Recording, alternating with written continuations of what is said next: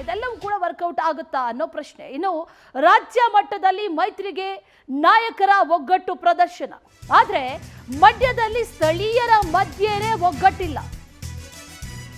ರಾಜ್ಯ ಮಟ್ಟದಲ್ಲಿ ಒಗ್ಗಟ್ಟು ಪ್ರದರ್ಶನ ಆಗ್ತಾ ಇದೆ ನಾಯಕರಿಂದ, ಆದರೆ ಮಂಡ್ಯ ವಿಚಾರಕ್ಕೆ ಸಂಬಂಧಪಟ್ಟಂತೆ ಅಲ್ಲಿ ಸ್ಥಳೀಯರ ಮಧ್ಯೆ ಒಗ್ಗಟ್ಟಿಲ್ಲ. ನಾಗಮಂಗಲದಲ್ಲಿ ಇವತ್ತು ಬಿಜೆಪಿ ಜೆಡಿಎಸ್ ಕಾರ್ಯಕರ್ತರ ಸಭೆಯನ್ನ ಕರೆಯಲಾಗಿದೆ. ನಿಖಿಲ್ ಕುಮಾರಸ್ವಾಮಿ, ಪ್ರತಾಪ್ ಸಿಂಹ ಕೂಡ ಸಭೆಯಲ್ಲಿ ಭಾಗಿಯಾಗ್ತಾರೆ. ಜೆಡಿಎಸ್ ಬಿಜೆಪಿ ಕರಪತ್ರದಲ್ಲಿ ಬೇರೆ ಬೇರೆ ಸ್ಥಳ ನಮೂದು ಮಾಡಲಾಗಿದೆ. ಬಡಗೂಡಮ್ಮ ದೇಗುಲದ ಆವರಣದಲ್ಲಿ ಮೈತ್ರಿ ಸಭೆ ಅಂತ ಜೆಡಿಎಸ್ ಕರಪತ್ರದಲ್ಲಿ ಹೇಳಲಾಗಿದ್ರೆ, ಇನ್ನು ತಮ್ಮ ಕಚೇರಿಯಲ್ಲಿ ಮೈತ್ರಿ ಸಭೆ ಅಂತ ಬಿಜೆಪಿಯ ಕರಪತ್ರದಲ್ಲಿ ನಮೂದಿಸಲಾಗಿದೆ. ಒಂದೇ ಸಭೆ ಆದರೆ ಬೇರೆ ಬೇರೆ ಸ್ಥಳವನ್ನ ಮೈತ್ರಿ ಪಕ್ಷಗಳು ನಮೂದಿಸಿರೋದು ಯಾಕೆ? ಕನ್ಫ್ಯೂಷನ್ ಅಥವಾ ಬೇರೆ ಬೇರೆ ಕಡೆಗಳಲ್ಲಿ ಈ ಸಭೆಯನ್ನು ನಡೆಸಲಾಗುತ್ತಾ ಅನ್ನೋ ಪ್ರಶ್ನೆ ಸಾಮಾನ್ಯವಾಗಿ ಕಾಡುತ್ತೆ. ಸ್ಥಳೀಯ ನಾಯಕರು ಕಾರ್ಯಕರ್ತರ ಕಿತ್ತಾಟಕ್ಕೆ ಇದು ಸಾಕ್ಷಿ ಆಗ್ತಾ ಇದೆ. ನಾಗಮಂಗಲದ ಜೆಡಿಎಸ್ ಬಿಜೆಪಿ ಕಾರ್ಯಕರ್ತರಲ್ಲಿ ಸಾಕಷ್ಟು ಗೊಂದಲ ಇದೆ ಅನ್ನೋದು ಈ ಕರಪತ್ರದ ಮೂಲಕನೇ ಗೊತ್ತಾಗ್ತಾ ಇದೆ.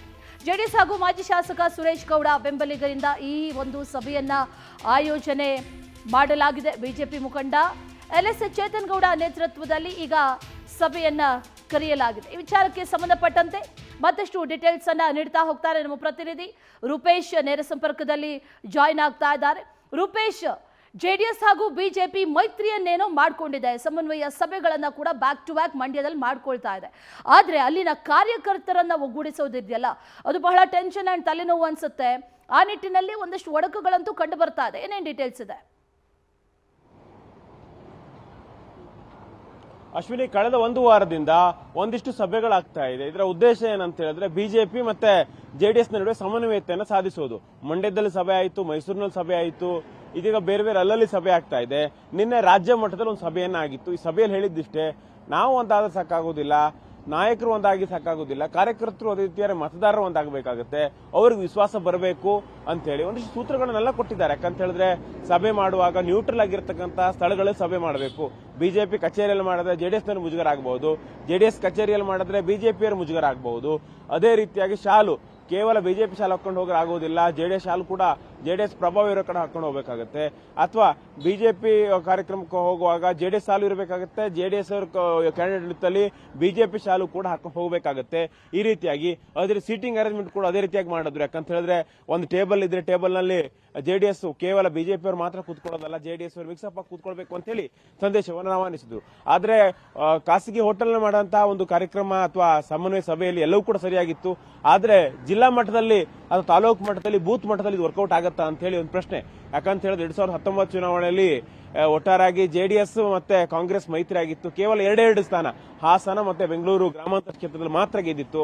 ಉಳಿದಂತೆ 26 ಕ್ಷೇತ್ರಗಳಲ್ಲಿ ಮಕಾಡೆ ಮಲಗಿತ್ತು ಮೈತ್ರಿಕೂಟ. ಹೀಗಾಗಿ ಈಗ ಆಗಬಾರ್ದು.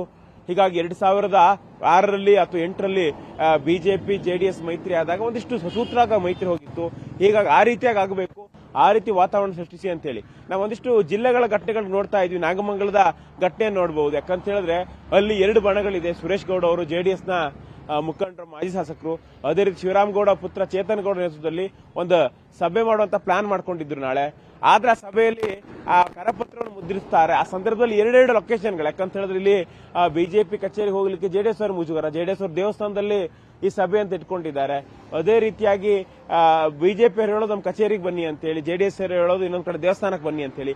ಈ ರೀತಿಯಾಗಿ ಗೊಂದಲ, ಇದೇ ರೀತಿಯಾಗಿ ಇರ್ತಕ್ಕಂಥ ಗೊಂದಲಗಳು ಮುಂದುವರೆದ್ರೆ ನಿಜಕ್ಕೂ ಕೂಡ ಮೈತ್ರಿ ಎಫೆಕ್ಟಿವ್ ಆಗೋದಿಲ್ಲ ಅಂತ ಹೇಳಿ ನಿನ್ನೆ ಸಂದೇಶವನ್ನು ಕೊಟ್ಟಿದ್ರು. ಆದ್ರೂ ಕೂಡ ಕಾರ್ಯಕರ್ತರು ಒಳಗಡೆ ಒಂದಿಷ್ಟು ಕೇಸ್ಗಳು ಹಾಕಿರ್ತಾರೆ, ಒಂದಿಷ್ಟು ಟಾರ್ಗೆಟ್ ಅನ್ನ ಮಾಡಿರ್ತಾರೆ, ಒಂದಿಷ್ಟು ಬೇರೆ ಬೇರೆ ರೀತಿಯಾಗಿರ್ತಕ್ಕಂಥ ವೈಯಕ್ತಿಕವಾಗಿ ಆ ಚುನಾವಣೆಯನ್ನು ತೆಗೆದುಕೊಂಡಿರ್ತಾರೆ. ಸೈದ್ಧಾಂತಿಕ ಬದ್ಧತೆಗಳಿರ್ಬೋದು, ಸ್ವಹಿತಾಸಕ್ತಿಗಳಿರ್ಬೋದು, ಎಲ್ಲವೂ ಕೂಡ ವರ್ಕೌಟ್ ಆಗ್ತಿರುತ್ತೆ. ರಾಜಕಾರಣಿಗಳು ಅಥವಾ ಬ್ರಾಡ್ ಆಗಿ ಥಿಂಕ್ ಮಾಡ್ತಿರ್ತಾರೆ, ಅಂದ್ರೆ ಊರಿನ ರಾಜಕೀಯ ಬೇರೆ ಆಗಿರುತ್ತೆ. ಹಾಗಾಗಿ ನಾಗಮಂಗಲದ ವಿಚಾರನೇ ಅದೇ ರೀತಿಯಾಗಿ ಬೇರೆ ಬೇರೆ ಜಿಲ್ಲೆಗಳಲ್ಲೂ ಕೂಡ ಇರುತ್ತೆ. ಹೀಗಾಗಿ ಮೈತ್ರಿ ಒಂದಿಷ್ಟು ಸ್ಟ್ರಿಕ್ಟ್ ಆಗಿ ಫಾಲೋ ಮಾಡ್ಕೊಂಡು ಹೋಗಬೇಕಾಗತ್ತೆ. ಇಲ್ಲ ಅಂತ ಹೇಳಿದ್ರೆ ನಿಜಕ್ಕೂ ಕೂಡ ಕಳೆದ ಬಾರಿ ಮೈತ್ರಿ ಆದಾಗ ಕಾಂಗ್ರೆಸ್ ಜೆಡಿಎಸ್ ಯಾವ ರೀತಿ ಮುಗ್ಗರಿಸಿತ್ತೋ ಅದೇ ರೀತಿಯಾಗಿ ಬಿಜೆಪಿ ಜೆಡಿಎಸ್ ಮೈತ್ರಿಕೂಟ ಕೂಡ ಮುಗ್ಗರಿಸಬಹುದು. Ashwini. Okay Rupesh, thank you.